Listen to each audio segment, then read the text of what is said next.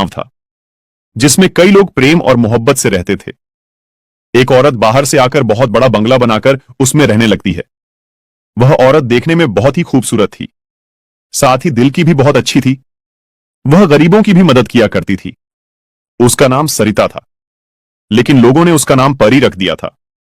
पड़ोस ही में चमन नाम का एक आदमी रहता था जो बहुत ही गरीब था। उसके घर उसकी बेटी की शादी थी। चमन परी के घर जाता है, दरवाजे की कुंडी खिटखिटाता है। अरे चमन, सुबह सुबह क्या हुआ? अरे परी जी, क्या आप मेरी थोड़ी सी मदद कर सकते हैं? बताओ चमन जी, अगर मुझसे हो सकेगी तो जरूर मैं आपकी मदद करूंगी। परी जी, मेरी बेटी की शादी है। मेरी बेटी के लिए कपड़े और कुछ शादी की चीजें लाने की जरूरत है, लेकिन मेरे पास पैसे नहीं है।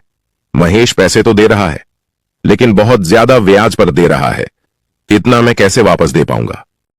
बस पैसों की जरूरत है, लो ले जाओ ये पैसे। और भी जरूरत पड़े तो फिर भी ले जाना, और जब आपके पास पैसे आ जाए तो मुझे वापस कर देना। चमन पैसे लेकर अपने घर चला जाता है। परी लोगों की मदद करने में पीछे नहीं हटती थी, लोगों की भरपूर मदद किया करती थी। लेकिन एक बात में वह मदद नहीं कर पा रही थी। उसी गांव में नदी के किनारे आए दिन लाश मिला करती थी। अरे ये हो क्या रहा है? हर 2 दिन पर हमें यहाँ से लाश मिलती है। हमें इसका जल्दी पता लगाना होगा। सारे लोग जमा होते हैं। थोड़ी देर बाद सारे लोग चले जाते हैं। फिर अगली रात एक आदमी सड़क से गुजरता है। भैया, अरे भैया मेरी तरफ देखो तो। डर क्यों रहे हो? मुझे तो आपकी मदद चाहिए। ईथर तो आइए।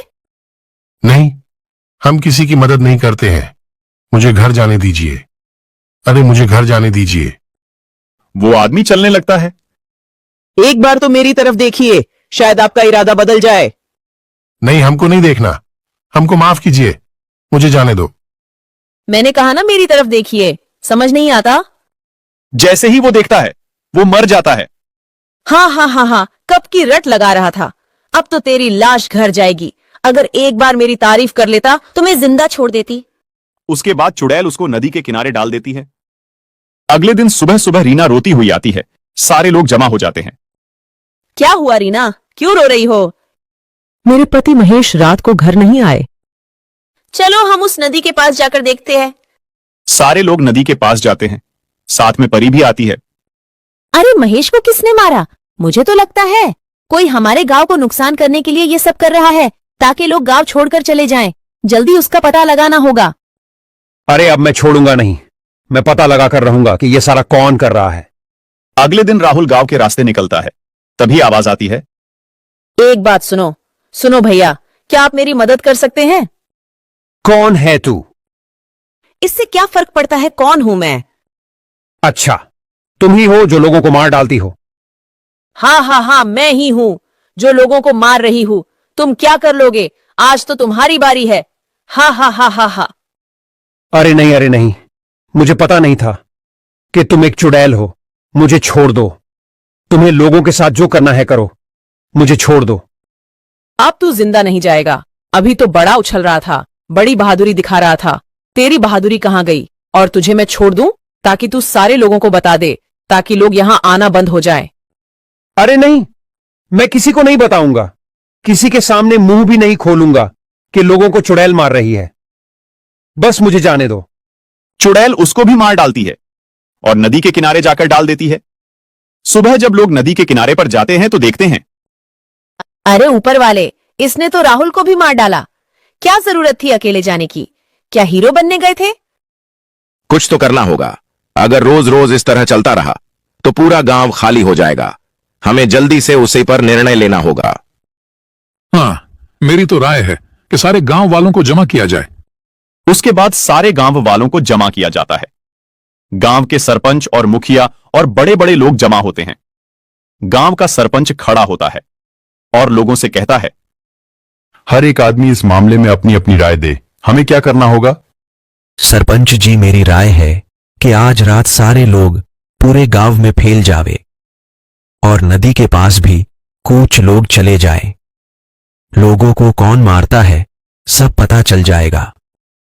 लेकिन सारे लोगों को देखकर वह नहीं आएगा तो हमारा काम नहीं होगा। सरपंच जी मेरी बात सुनो, मैं आज रात को जाऊंगा। मेरे साथ एक आदमी को और भेजो। हम दोनों मिलकर पूरी बात का पता लगाएंगे, फिर हम सुबह आपको बता देंगे। ये बात सही है। दूसरा आदमी कौन तैयार है, जल्दी बोलो। तो एक आदमी खड़ा होता है जिसका नाम प्रकाश होता है। सरपंच जी मैं जाऊंगा। लोग अपने घरों पर चले जाते हैं। जैसे ही रात होती है तो प्रकाश और मोनू दोनों गांव से निकलकर सड़क के करीब जाते हैं। वहां से दोनों अलग अलग हो जाते हैं। जैसे ही प्रकाश थोड़ा आगे जाता है तो आवाज आती है, अरे सुनो, मेरी तरफ एक बार तो देखो। अरे चुड़ैल, तू ही लोगों को मारती है। हा, मैं ही मारती हूँ। आज तेरी बारी है। प्रकाश फौरन वहां से दौड़ता है। प्रकाश फौरन मोनू को बुलाता है। मोनू जल्दी मेरी तरफ आओ, यहां चुड़ैल रहती है। अरे प्रकाश, क्या हुआ? अरे भाई देखो उधर दूर, जो अभी औरत नजर आती है वही चुड़ैल बनकर आई थी। चलो उधर जाकर देखते हैं। जैसे ही वह दोनों चुपके से देखते हैं तो प्रकाश कहता है, अरे ये तो परी है, परी। ये दोनों आदमी भागकर गांव आ जाते हैं। फिर वह दोनों अपने अपने घर चले जाते हैं। जैसे ही सुबह होती है वह दोनों सरपंच के पास जाते हैं। फिर सारी बात सरपंच को बताते हैं। फिर सरपंच गांव के कई लोगों को लेकर परी के घर जाते हैं। सारे लोग और सरपंच परी के घर जाकर दरवाजा खिटखिटाते हैं। परी बाहर नहीं आती। सारे लोग आपस में एक दूसरे से कहने लगते हैं, लगता है परी को पता चल गया है, अब बाहर नहीं आएगी। उसमें से एक आदमी कहता है, मुझे तो लगता है परी भाग गई होगी। सारे लोग शोर करने लगते हैं, जिसकी आवाज सुनकर परी घर का दरवाजा खोलकर बाहर आती है। अरे सारे गांव वाले मेरे घर क्यों आए हो? क्या हुआ है? कोई जरूरत है क्या? नहीं नहीं, हमें यह खबर पहुंची है, आप ही रात को चुड़ैल बनकर लोगों को मारती हो। अरे ऐसा कौन कहता है कि मैं रात को चुड़ैल बनकर लोगों को मारती हूँ? सुनिए परी जी, कल रात मोनू और प्रकाश दोनों गांव के बाहर सड़क पर जा रहे थे। जब दोनों अलग हो गए तब प्रकाश के सामने चुड़ैल बनकर क्या कह रही थी। हाँ, मैं ही चुड़ैल थी। क्या कर लोगे? अरे परी, आप ऐसा रात में क्यों करती हो? उसकी क्या वजह है? सरपंच जी जरा सुनिए। जब मेरा पति चोरी करते हुए पकड़ा गया था, उसी वक्त गांव वालों ने मिलकर उसको मार दिया था। उस वक्त मैं प्रेग्नेंट थी। मेरे पति के मर जाने के बाद मैंने आत्महत्या कर दी थी। तब से मेरी आरती चुड़ैल बंद कर भटक रही है। मैं किसी को नहीं छोड़ूंगी। सारे गांव वालों से बदला लेकर रहूंगी। तभी परी चुड़ैल बन जाती है। तभी सरपंच के पास दो आदमी आकर कहते हैं, सरपंच, हम तांत्रिक को लेकर आते हैं, वो चुड़ैल को अपने कब्जे में कर देगा। वो दोनों तांत्रिक के पास जाते हैं और तांत्रिक को सारी बात बताते हैं। तांत्रिक उन दोनों के साथ आता है। तांत्रिक चुड़ैल से कहता है, गांव वालों को परेशान करना बंद कर दे। नहीं, मैं गांव वालों से बदला लेकर रहूंगी। तभी तांत्रिक चुड़ैल को आग लगा देता है। चुड़ैल जल जाती है। सारे गांव वालों को चुड़ैल से छुटकारा मिल जाता है। सारे गांव वाले तांत्रिक का शुक्रिया अदा करते हैं। गांव वाले तांत्रिक को बहुत सारी चीजें गिफ्ट करते हैं। तांत्रिक उन चीजों को लेकर चला जाता है। फिर गांव वाले खुशी खुशी रहने लगते हैं। सरपंच मोनू और प्रकाश को कुछ पैसे दे देता है। उनकी हिम्मत की वजह से पूरे गांव वालों को छुटकारा मिलता है। दोस्तों, इस कहानी से हमें यह सीख मिलती है, कभी भी किसी पर आंख बंद करके भरोसा नहीं करना चाहिए। हमारी